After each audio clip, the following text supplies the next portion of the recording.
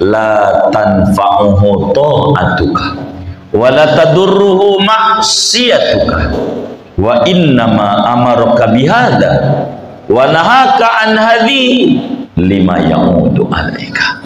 Kata Ibnu Athaillah, ketaatan Anda tidak menguntungkan Tuhan, kemaksiatan Anda tak merugikan Tuhan. Lalu kalau dia nggak ngambil untung, nggak merugi, ngapa nyuruh ibadah? Innama amaraka bihada. Sesungguhnya dia menyuruh Anda ibadah, sholat, ngaji, berbuat baik, nolongin orang dan seterusnya. Lima ya'udu alaika, untuk kepentingan Anda. Aku nggak ambil. Anda maksiat, aku larang, bukan untuk aku. Kepentingan Anda jangan sampai masuk neraka. Untung dan rugi adanya di Anda. Assalamualaikum warahmatullahi wabarakatuh. Bismillahirrahmanirrahim. Alhamdulillahirabbil alamin. Wassalatu wassalamu ala sayyidil awwalin wal akhirin sayyidina wa maulana Muhammadin wa ala alihi wa sahbihi ajma'in.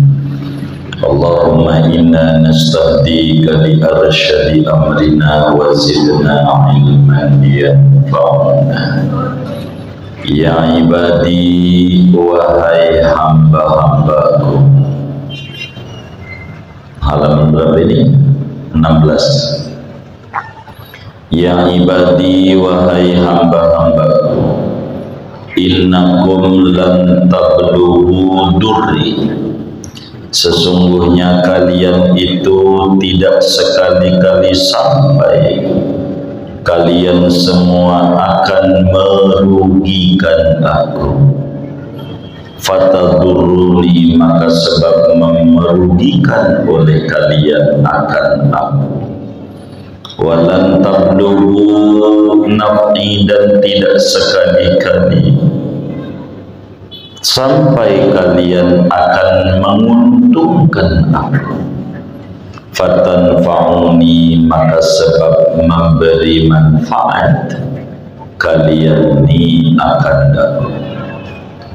Shadaqa Rasulullah sallallahu alaihi wasallam. Segini dulu.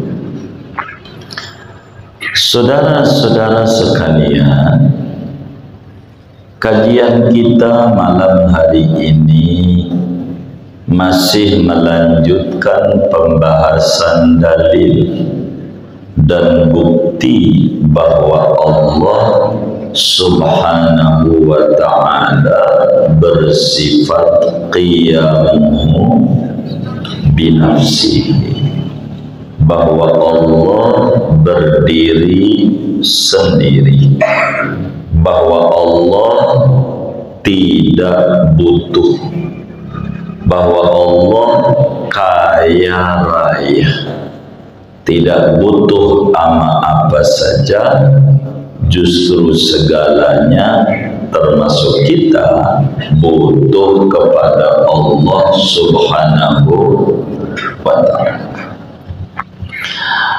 Pertemuan-pertemuan sebelumnya dijelaskan betapa dalam hadis qudsi ini dijelaskan butuhnya kita sebagai hamba. Kita butuh kepada hidayah Allah.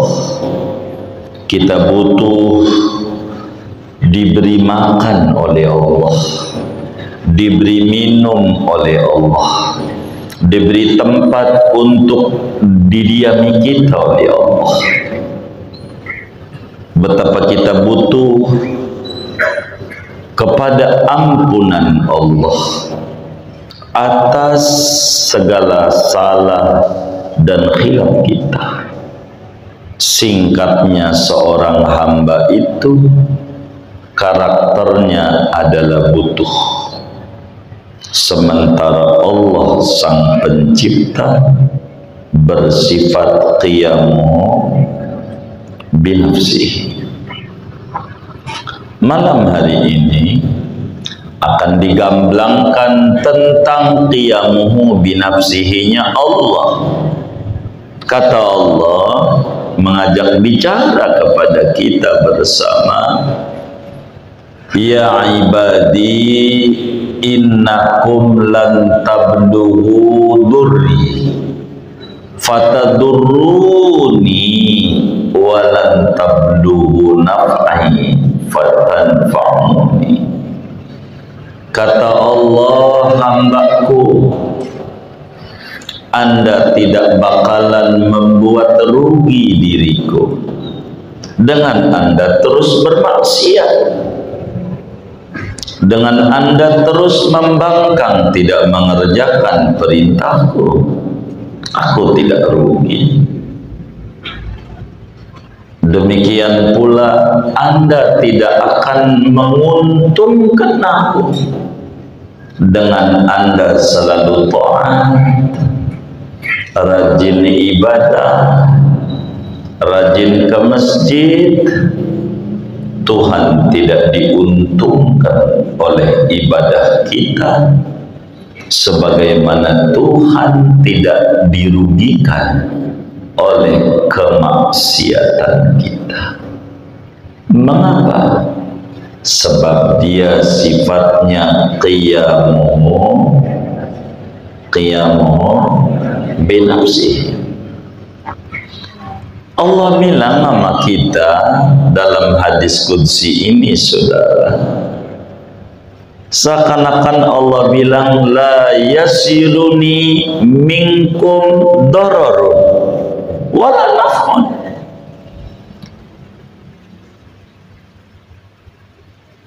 Kemaksiatan Anda,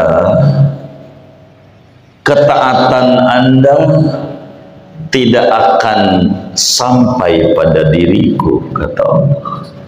Anda maksiat, yang rugi Anda, bukan aku. Anda taat, yang untung Anda, bukan aku. Tuhan tidak mengambil untung dari ibadah yang dikerjakan oleh kita, tapi justru kita butuh amal ibadah. Tuhan tidak merasa rugi dengan kita tidak ibadah, tidak ngaji, tidak zakat, tidak haji. Enggak rugi. Tapi yang rugi adalah kita sendiri.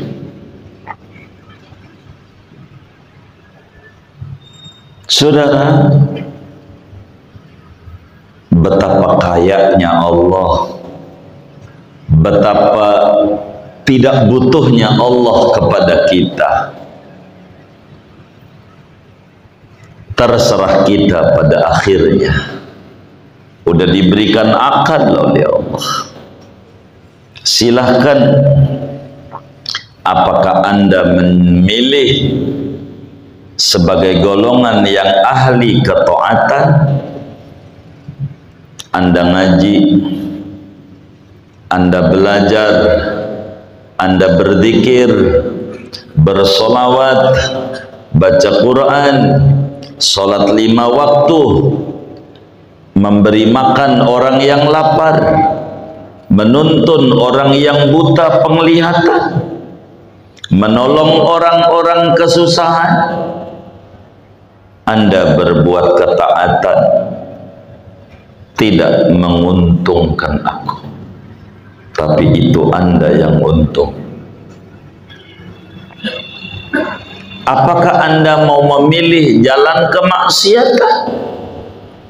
Mau terus kita mabuk, mau terus kita bengal, mau terus kita nggak ibadah, meski rambut kita dari hitam udah jadi putih, pegel maknanya dengan kelakuan kita. Kata Tuhan, aku nggak rugi. Anda saban malam mau ngorok terus, nggak mau bangun barang 2 rakaat, terserah Anda. Yang untung Anda, yang rugi Anda. Anda mau bangun, keuntungan buat Anda.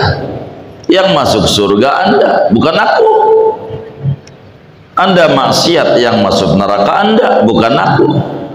Aku tidak akan masuk neraka, aku tidak akan masuk surga. Yang untung Anda.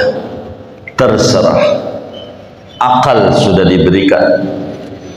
Nabi sudah diutus, wahyunya langgeng abadi Al-Quran. Mau milih jalan mana, terserah Anda. Aku tidak butuh. Anda enggak sujud, ya Allah, masih banyak hamba-hambaku yang sujud kepadaku. Yang rugi Anda. Anda sujud kepadaku, masih banyak yang sujud, malaikat-malaikat sebelum Anda dicipta pada detik ini sujud. Lebih dulu dari Anda, banyakkan dia.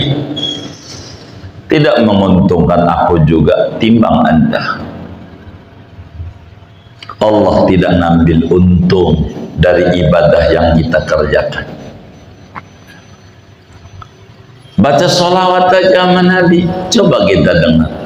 Nabi nggak ngambil untung dengan sholawat kita, kagak. Orang Nabi bilang, man shalla alayya sholatan wahidah sallallahu alaihi biha asyra. Siapa bersolawat kepadaku sekali, Allah kasih solawat sama dia 10 kali. Biar gampang, solawat itu apa sih? Beras. Biar gampang, beras seliter itu solawat. Kalau kita ngasih beras seliter, kita bakal dikasih 10 liter. Kalau kita ngasih 10 liter, dapat 100. Kalau kita ngasih 100, dapat 1000. Orang berbondong-bondong pada bawa beras seliter, pulang bawa dapat 10. Bawa lagi 1, pulang dapat 10. Ada yang langsung bawa 10, pulang bawa 100. Ada yang langsung bawa 100, pulang bawa 1000. Ada orang duduk aja di pojokan, orang pada berbondong-bondong. Ternyata ini untung aku, ngasih 1 dapat 10, ngasih 10 dapat 100. Ada orang duduk di pojokan, enggak tertarik dengan begituan. Duduk aja orang pada nyengir-nyengir, membawa beras 10 liter, ada yang 100, ada yang 1000. Ada orang duduk di pojokan, diem aja bengong, enggak tertarik. Yang model begitu kira-kira orang apa namanya kalau di Simpro? Namanya, namanya orang apa? Kalau di Simbruk namanya orang apa yang kayak begitu? Orang Oon. Oonnya di mana? Iya, Oonnya ini di mana? Kenapa dia Oon? Kenapa? Oh, dia diam aja. Iya. Padahal dia butuh. Butuh nggak? Butuh. Namanya orang Oon. Begitu orang nggak tertarik baca sholawat kepada Nabi Muhammad, orang Oon. Nggak ada lagi. Orang satu sholawat Allah kasih 10. Dan sholawatnya Allah sama kita lebih, satunya aja udah banyak. Satunya apalagi 10. Sebab apa? Allah tahu kebutuhan kita. Dan kita bersolawat kepada Nabi atas kebodohan kita tentang ketinggian Rasulullah. Tapi Allah atas keberpengetahuan Allah, sifat ilmunya, betapa kita butuh sholawat Allah demi hidup kita bahagia. Maka kenapa ulama-ulama tertarik baca sholawat nggak berhenti-berhenti, apalagi malam Jumat. Nabi udah bilang, aksiru minas sholati yaumal jum'ah wa lailatah. Banyakin baca sholat amaku malam Jumat, siang Jumat, banyakin. Fa inna sholatakum alayya ma'rudatun. Sholawat Anda semuanya disetor sama saya. Siapa yang aku umatnya? Sholawat aja nggak mau. Begitu. Maka disebut orang pelit. Nggak ada lagi orang yang nggak mau baca sholawat. Kenapa? Latih orang mau dapat 10 dia kagak mau. Dia baca sekali Allah kasih 10, dia baca 10. Nggak ada baca subhanallah sekali dibalas subhanallah 10. Nggak ada. alhamdulillah sekali balas alhamdulillah 10. Nggak ada. Istighfar sekali sama dengan Allah bakal istighfarin 10. Nggak ada. La ilaha illallah sekali Allah balas ya Allah 10. Nggak ada. Tapi sholawat sekali Allah balas 10. Anda 10 100, Anda 100 1000. Begitu saudara. Maka orang yang nggak demen baca sholawat, miring dia, miring. Kenapa dia? Dia tidak tertarik dengan kemurahan Allah menyebut nama kekasihnya. Kerugian besar. Terserah Anda baca sholawat yang untung Anda nggak baca sholawat yang rugi Anda. Nabi tak rugi, pribadinya rahmat, ajarannya rahmat, segalanya rahmat, syariatnya rahmat, akhlaknya rahmat. Nabi tak butuh rahmat kita. Kita yang butuh luberannya, nyenter kaca. Ada kaca di senter. Yang terang kaca apa kita? Hah? Ini kaca, kita senter. Kira-kira yang terang kacanya apa kitanya? Lah, kita nyenter Nabi sholawat. Yang bening kitanya, yang enak hidup kitanya. Cuman kenapa kita nggak tertarik? Karena kita nggak tulus. Pengen diberi kesuburan nama Allah tuh nggak tulus. Pura-pura doang. Demennya ngeluh jelek-jelekin Allah. Jalan udah dikasih sama Rasulullah, nggak tertarik. Nanam kagak pengen panen. Orang apa namanya? Ya begitu. Nanam dulu mulut tuh digunain bersolawat. Kalau enggak nanti ngomongin yang kagak ngomongin yang enggak gitu. Udah tua renta masih ngomongin politik, mulu politik. Di gardu di mana yang kaya-kaya begitu. Kita nggak usah. Kita mau orang ngaji. Kita ngomongin tauhid. Ngomongin tauhid. Betapa Allah nggak butuh sama kita. Kita yang tiap detik butuh sama Allah.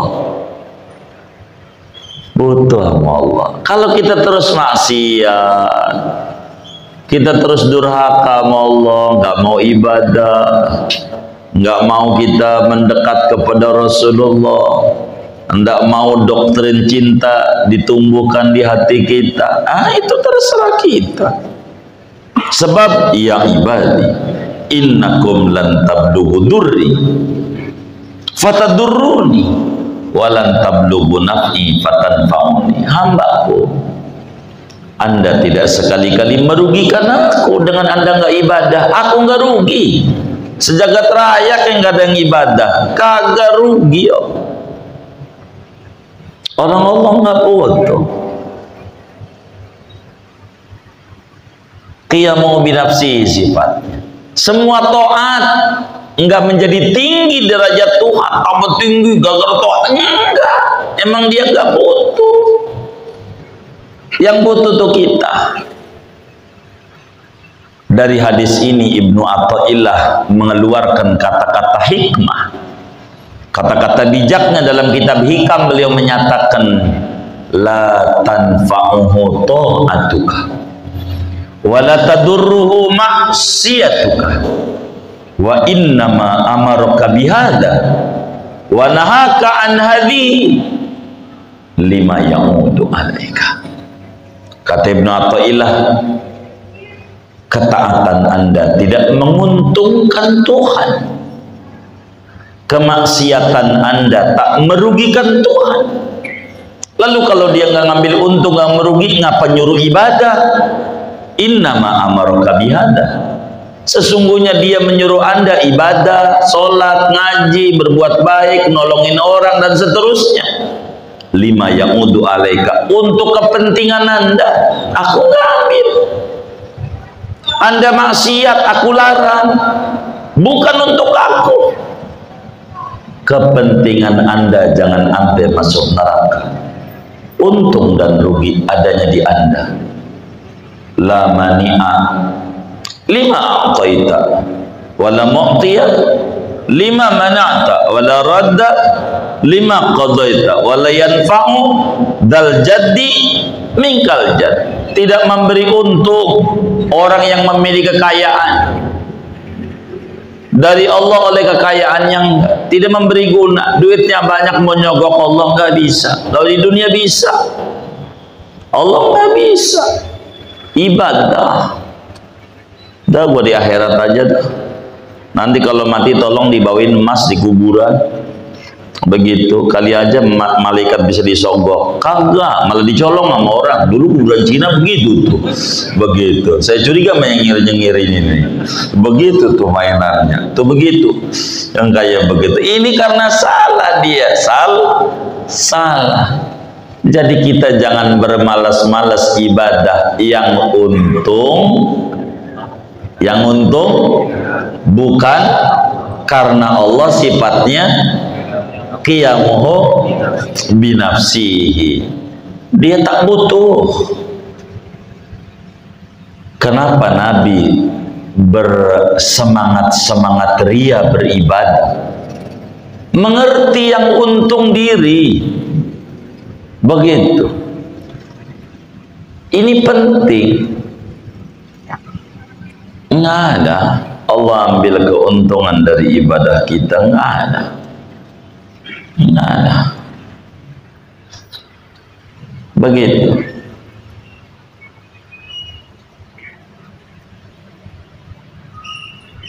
Lalu kenapa Tuhan cipta kita? Kalau Tuhan tak ambil untung sama kita untuk menyatakan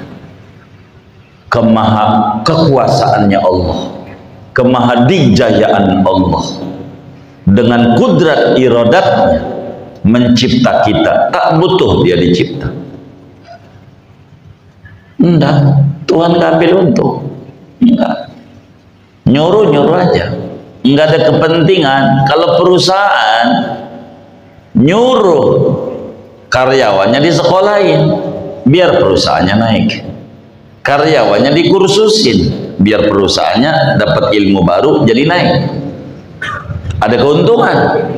Allah nggak ada. Makanya Nabi nggak ada yang stres.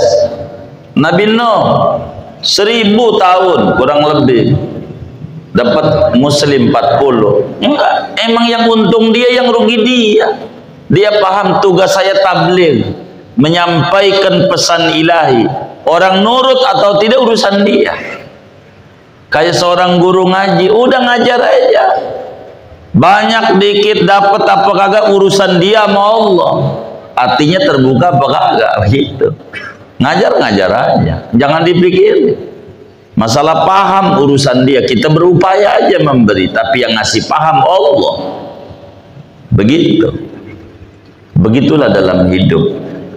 Yang kerja kita, yang ngasih kaya, untung atau rugi Allah. Kita berkarya saja, berproses. Tuhan gak rugi dengan kita bengal. Tuhan tidak untung dengan kita taat. Ini tauhid tidak boleh diterapkan dalam kehidupan. Lalu kita diajak sholat, bang sholat yuk. Ngapain lu ngajak-ajak gua sholat? Begitu. Ntar juga gua kalau dapat hidayah, gua sholat. Itu namanya sebetulnya di hatinya ngarepin hidayah. Butuh berarti. Cuman pura-pura nggak butuh. Ini masalah. Justru hidayah itu kudu dicari dengan ibadah. Gitu. Dia kalau benar harus jawab, diajak makan, bang makannya di restoran kampung kecil. Restoran kampung kecil. Ngapain lu ngajak gua makan? Kalau kata Allah kenyang, gua kenyang walaupun gua kagak makan. Modal lu, modal. Nggak bisa. Kalau lapar kudu, kalau pengen dapat hidayah kudu ibadah. Begitu. Apa yang kau tanam itulah yang kau panen.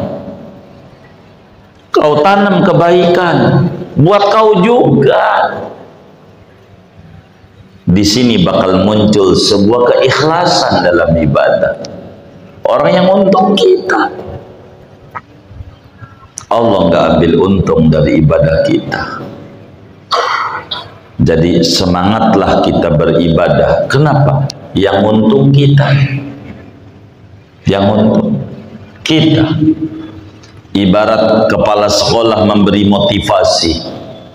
Kalau Anda ranking 1, gua bagi piala, kan yang untung dia. Begitu. Memotivasi aja. Begitu. Tapi tetap kalau kita nih, biar kata kita kaya, sebetulnya kita miskin di dalam kekayaan kita. Itu makhluk. Kalaupun kita alim, sebetulnya kita bodoh di dalam pengetahuan kita, apalagi kalau dalam bodohnya kita. Bila kita berkuasa, sebetulnya kita itu lemah di dalam kekuasaan. Bagaimana kalau nggak punya kekuasaan?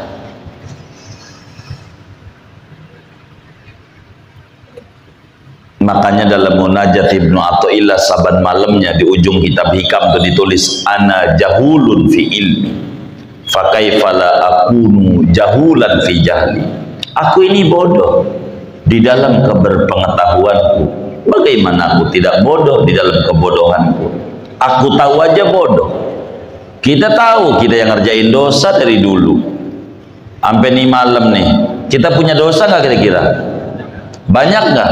Banyaknya berapa? Tuh kita yang ngerjain aja kita gak tahu. Apalagi kita yang ngerjain.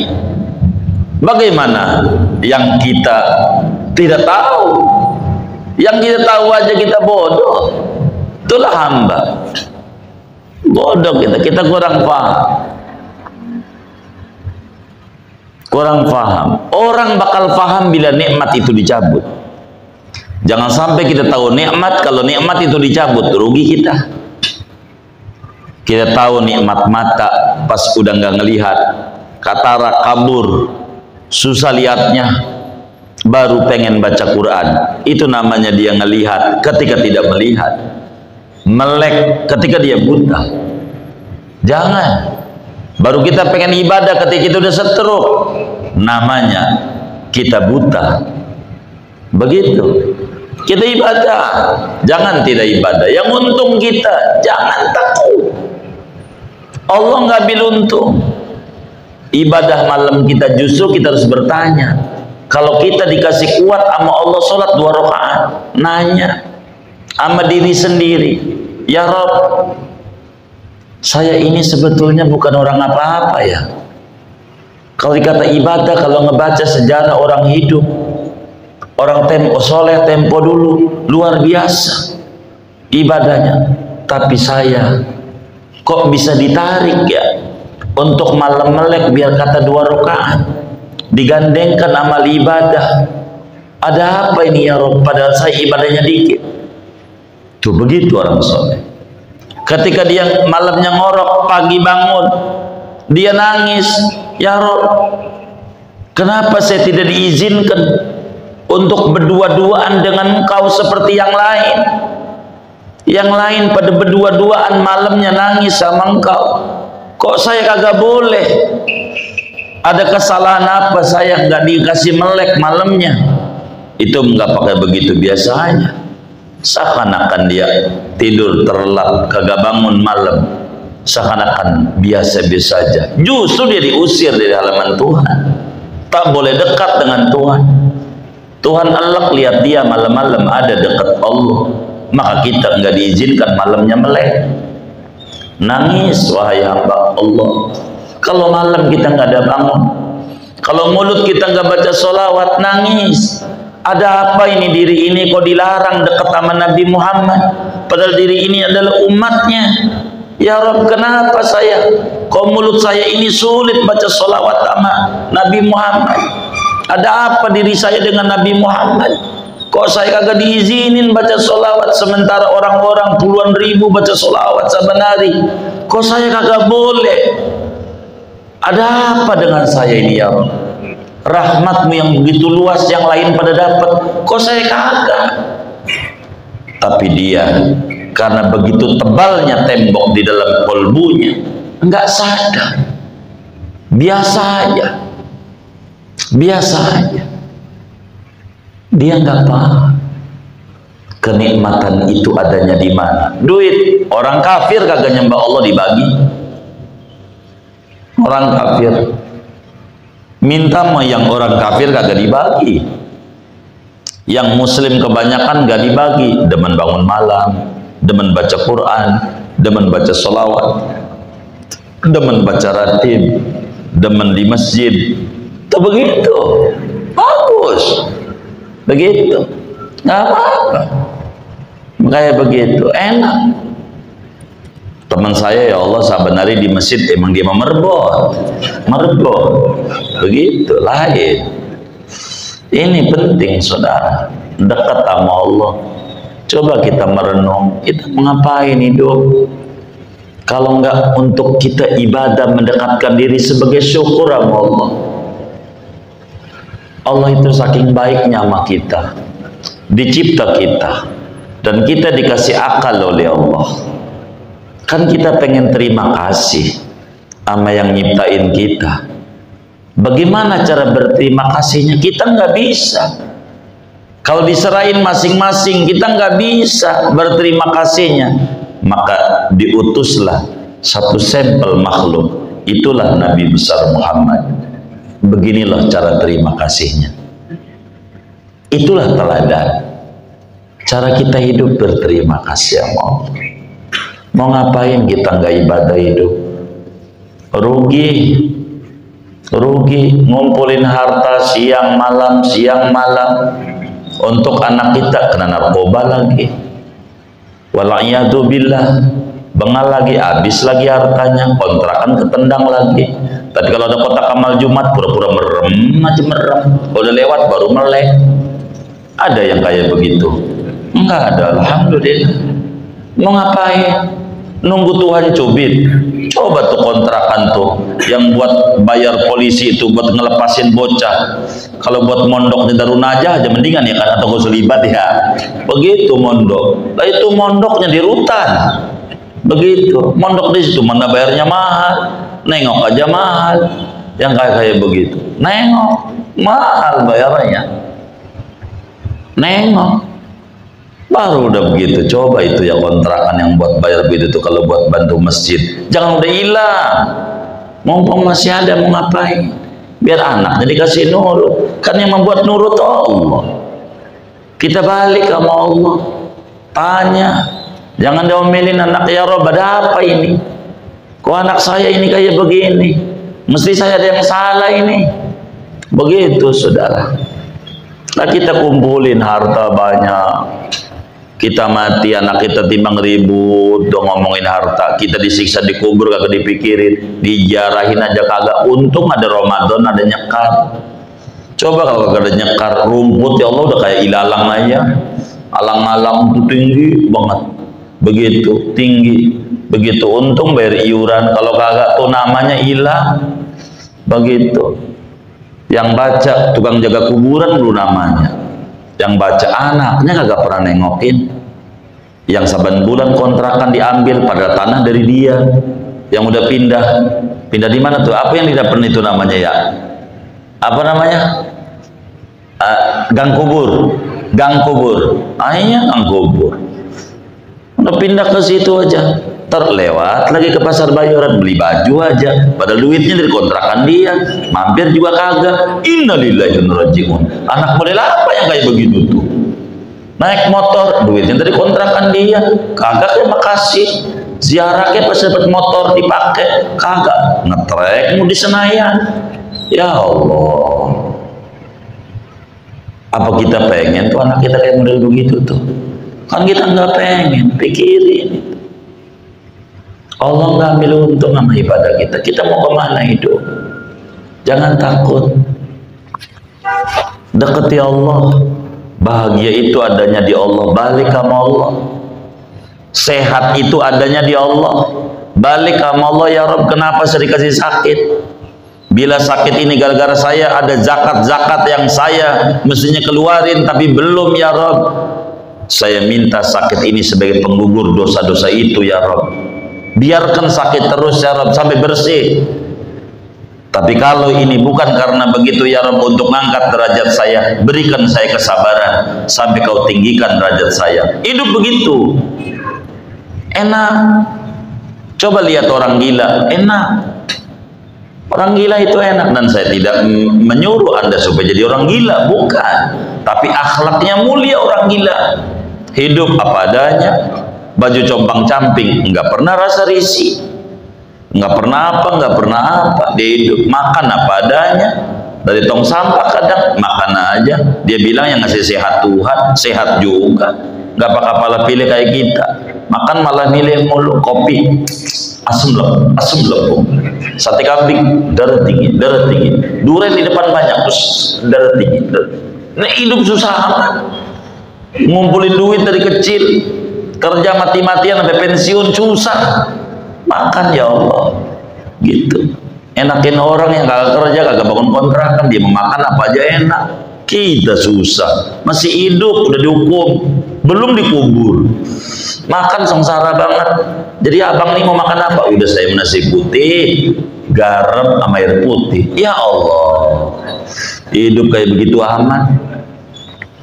Nggak kayak pembantunya, ya Allah pembantunya, subhanallah, rumah nggak punya tapi dia tidur di rumah menteret dengan LED yang gede, kayak bioskop, ngopi sehari 5 kali, udah kayak sholat aja belum ditambah qobliyah, ba'diyah, kalau ajak nongki-nongki sama temennya itu, begitu.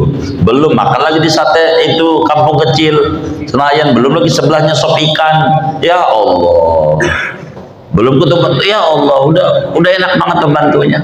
Makan emping 3 toples, buras, tau buras nggak? Habis tuh, habis minyak-minyaknya doang tuh, buras namanya. Ada begitu dia, duren ya Allah, 3 biji habis. Begitu. Ini apa nggak disebut pembantu ini sangat menikmati walau tidak memiliki? Apa nggak kita sengsara? Sangat memiliki, tapi tidak menikmati. Mau apa hidup kita? Oh, saya ini nggak boleh makan durian sama dokter ini, maksudnya suruh sedekah, sedekahin. Pengen makan durian udah sedekah, masukin tuh kotak amal ma'ruf. Ngapain itu? Saya makan durian nggak boleh sama dokter, ya udah saya sumbangin aja. Begitu. Benar namanya. Hidup dibikin susah. Ya Allah, kalau nanti masuk surga aja mendingan. Lah kalau masuk neraka udah di dunia sengsara. Di akhirat sengsara, cilaka 12. Tahu cilaka 12 itu pinjam istilah orang main domino. Kalau udah ketemu balak 6, cilaka 12. Begitu. Ya Allah. Begitu. Dia kata cilaka 12. Kita balik sama Allah, balik. Mau ngapain? Kita cari keuntungan buat kita. Faman ya'mal misqala dzarratin khairan yarah. Siapa orang beramal kebaikan sekecil apapun, buat dia yang lihat, dia yang nikmati. Begitu. Tapi siapa yang beramal keburukan sekecil apapun, dia juga yang akan rugi. Enggak sekarang, nanti. Udah, kita mau terus berbuat baik aja, orang lagu apa kayak terserah. Nurutin omongan orang gak ada habisnya. Saudara berbuat baik aja. Orang kata ria kayak terus aja, jangan mundur. Ikhlas dan ria adanya di Allah, bukan di penilaian orang. Begitu. Menurut orang ribet ibadah. Ini yang paling penting kita hidup. Kita pada akhirnya antara kita dan Tuhan. Karena itu manfaatin selagi hidup. Kalau anak muda nggak mau ngaji, tong kenapa nggak ngaji? Nanti aja kong kalau udah tua. Itu cakep. Cakepnya di mana? Punya niatan baik. Kalau udah tua mau ngaji, niat itu bernilai. Kalau udah tua mau ngaji itu niatnya itu nilainya gede di mata Allah. Yang menjadi masalah yang tua ini, kong kagak ngaji, entar kalau apa ini? Ya, kalau muda kan kagak mungkin. Kalau apa ini? Lah, kalau mati di ngajiin. Begitu, di ngajiin. Jadi orang itu saudara, nih orang nih ya, biar kita paham. Ada orang doyannya duren, doyan duren nih, dikasih, datang ke rumahnya dikasih duren, seneng nggak? Kenapa? Iya doyan. Ada orang kagak doyan duren, disodorin duren, bagaimana? Hah? Dimakan, dipaksa makan, gimana kira-kira? Hah? Hah? Muntah. Kenapa muntah? Kagak doyan. Mumpung kita masih hidup, kita udah senja, kita kudu doyan main ke masjid. Nanti kita mati disolatin tuh di masjid. Kata kita pas, emang kita doyan ke situ, gira. Tapi ketika kita mati digotong tuh sama keluarga, bawa ke masjid. Jangan dikata tuh mayit teriak-teriak, saya kagak doyan ini. Tempat saya bukan di sini tapi di bongkaran Tanah Abang. Milenium. Bukan ini. Alexis. Iya itu mainannya, bukan ini. Tuh begitu saudara, teriak itu yang disolatin di masjid tuh. Jangan dikata teriak, bukan ini dolanan anak, jangan dibawa kemari. Kita doang nggak ngerti. Kenapa? Karena nggak doyan.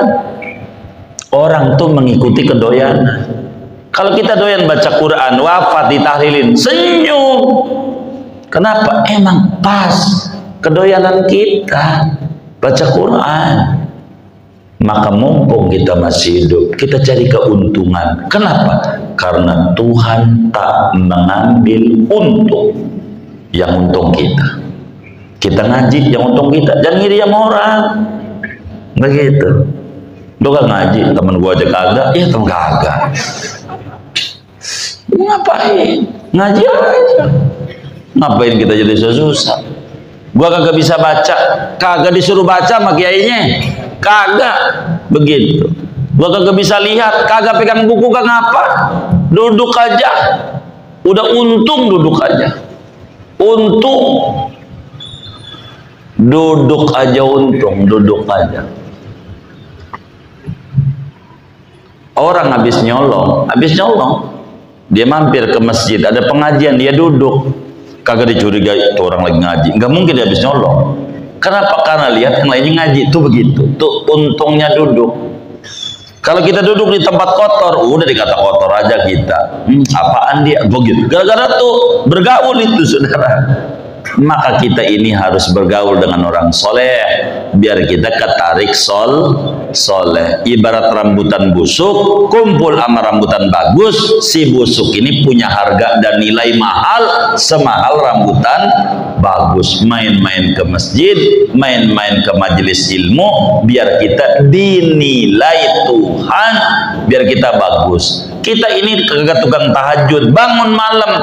Ada dalam malam itu banyak hamba Allah yang tahajud, ketarik juga diterima sama Tuhan. Padahal kita tahajudnya terpaksa karena warung lagi rugi aja, begitu lagi menurun. Apalagi sekarang lagi nyalek nih, ya Allah udah bangun aja bangun. Sampai di mana lagi ada mbah lagi enggak yang lebih hebat, mbah yang dicari, begitu. Ya kagak. Zikir sama Allah, kita ini butuh sama Allah sebab sifat kita iftiqar, butuh, dan sifat Tuhan adalah qiyamuhu, kaya raya, tidak butuh. Karena itu kata Ibnu Athaillah dalam hikamnya, la tanfa'u ta'atuka wala tadurruhu ma'siyatuka wa inna ma amaraka bihadza wa nahaka an hadza lima ya'udu ilaik. Ketaatan Anda tak menguntungkan Tuhan, kemaksiatan Anda tak merugikan Tuhan. Kenapa dia menyuruh, dia melarang? Demi kepentingan Anda. Anda kudu bahagia. Tuhan lahirkan kita ke dunia bukan untuk kita sengsara. Kita kudu bahagia. Cuman kita tidak mengikuti jalan-jalan menuju bahagia, sehingga kesengsaraan yang muncul adanya. Pelan-pelan kita adakan perubahan. Apaan? Biar diri kita yang tadinya bengal jadi nurut, begitu. Yang tadinya kita jauh dengan tempat ibadah jadi dekat. Kita harus berubah ke arah yang lebih baik, karena pada akhirnya yang untung adalah diri kita, bukan Tuhan. Mudah-mudahan Allah beri kita makrifat yang tinggi, kita amat sangat cinta kepada ketaatan dan cinta kepada orang-orang yang melakukan ketaatan, dan kita ditaruhkan di hati kita kebencian kepada kemaksiatan dan benci kepada mereka yang doyan berbuat maksiat. Hidup kita mulia dunia dan akhirat kita, amin ya rabbal